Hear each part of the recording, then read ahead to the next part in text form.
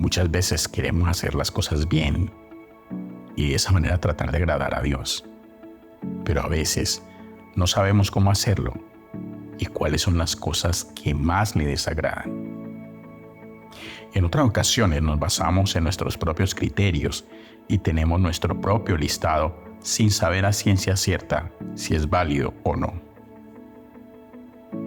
Aquí, en este video, te mostraremos cuáles son esos 7 hábitos que debemos evitar. Hábitos que no nos llevan por un buen camino, que nos alejan de Dios y posiblemente de la bendición que Dios quiere darnos. Aquí tienes 7 cosas que debemos evitar según los principios establecidos en la palabra de Dios. El primero de ellos, el orgullo. El orgullo es un pecado ampliamente mencionado en la Biblia y es visto como una actitud que separa a las personas de Dios. En términos escriturales, el orgullo se refiere a una actitud de autosuficiencia, de arrogancia o de altivez que lleva a una persona a confiar más en sí misma que en Dios. Esta actitud es contraria a la humildad, que es una virtud valorada por Dios. En Proverbios 16:18 dice: antes del quebrantamiento es la soberbia, y antes de la caída, la altivez de espíritu. Aquí se nos enseña que el orgullo es un precursor de la ruina. Cuando una persona se enorgullece en exceso, tiende a depender de sus propios méritos, lo que la aleja de la dependencia de Dios. Dios aborrece el orgullo porque es una actitud que nos aleja de la humildad y nos hace confiar en nuestras propias fuerzas. Recordemos que Dios resiste a los soberbios y da gracia a los humildes.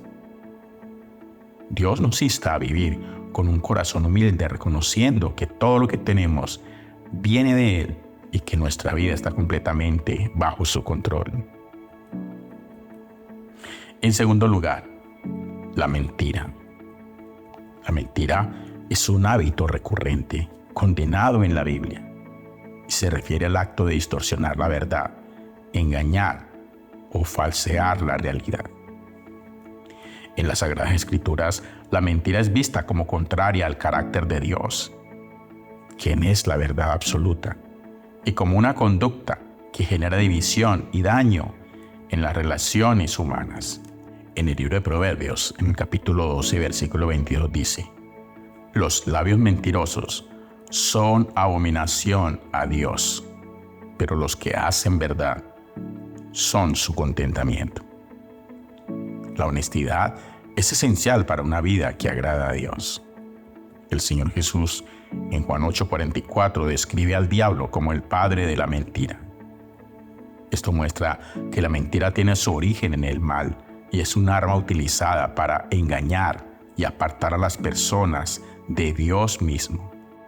Mentir nos alinea más con los propósitos del enemigo que con los propósitos de Dios, quien es luz y verdad. En tercer lugar, el egoísmo. En Filipenses capítulo 2, versículo 3 dice: nada hagáis por egoísmo o por vanagloria. Antes bien, con humildad, estimad a los demás como superiores a vosotros mismos. El egoísmo nos lleva a enfocarnos solo en nuestros propios deseos y necesidades, ignorando las de los demás. Jesús nos llama a vivir con un corazón generoso y compasivo. Debemos dejar nuestro egoísmo a un lado. En cuarto lugar, la envidia. En la epístola a los Gálatas, en el capítulo 5, versículo 26, nos advierte contra la envidia, que destruye la paz y el contentamiento. Dios nos enseña a estar agradecidos por nuestras bendiciones y alegrarnos por las bendiciones de los demás, en lugar de desear lo que no tenemos. La envidia y los celos están estrechamente relacionados y a veces se utilizan como sinónimos, aunque no son del todo iguales.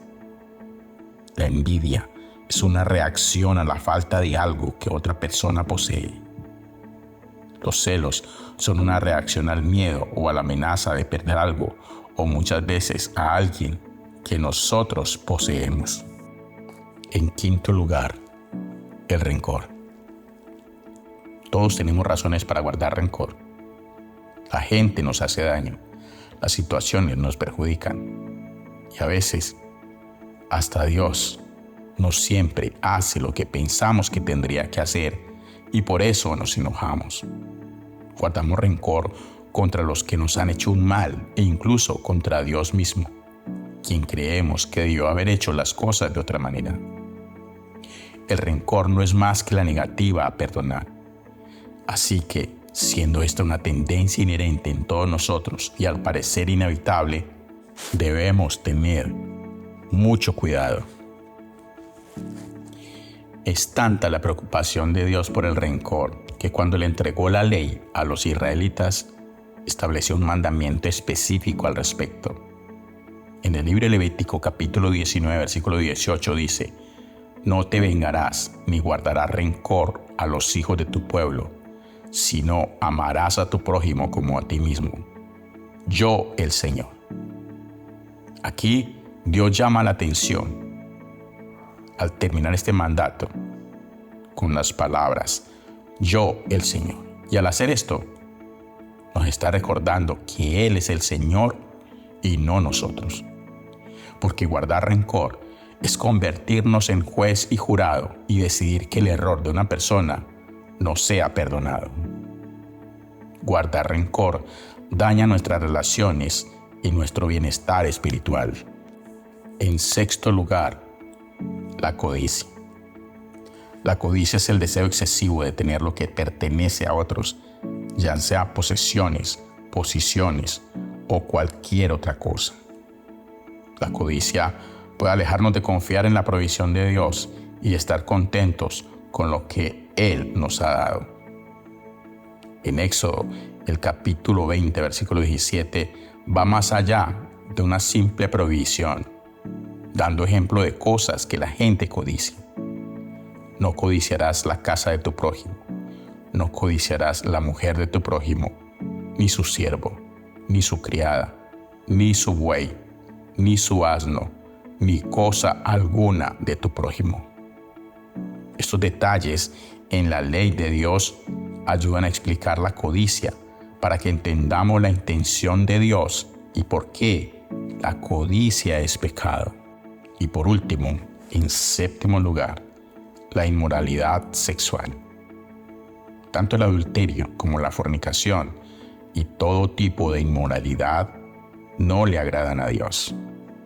El adulterio no solo daña el matrimonio, sino que también va en contra de la pureza y la fidelidad que Dios espera de nosotros en nuestras relaciones. En el libro de Proverbios, capítulo 6, versículos del 32 al 33 dice: «Mas el que comete adulterio es falto de entendimiento. Corrompe su alma el que tal hace. Heridas y vergüenza hallará, y su afrenta nunca será borrada».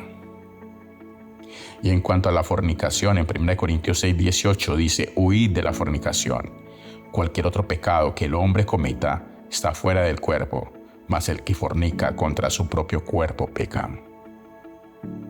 Esto no implica que las relaciones sexuales sean malas. De hecho, para disfrutarlas dentro del matrimonio. En el Evangelio de Mateo capítulo 5, versículo 28, el Señor Jesús puso la vara más alta cuando dijo: «Pero yo os digo que cualquiera que mire a una mujer para codiciarla ya adulteró con ella en su corazón». Podemos ver entonces que la inmoralidad no se refiere únicamente a la acción, sino también al pensamiento, y la manera más práctica para contrarrestarla es con la oración y el poder del Espíritu Santo. Algo que no está muy a la orden del día en esta época. Jesús dijo en Mateo 26:41: «Velad y orad para que no entréis en tentación. El espíritu a la verdad está dispuesto, pero la carne es débil».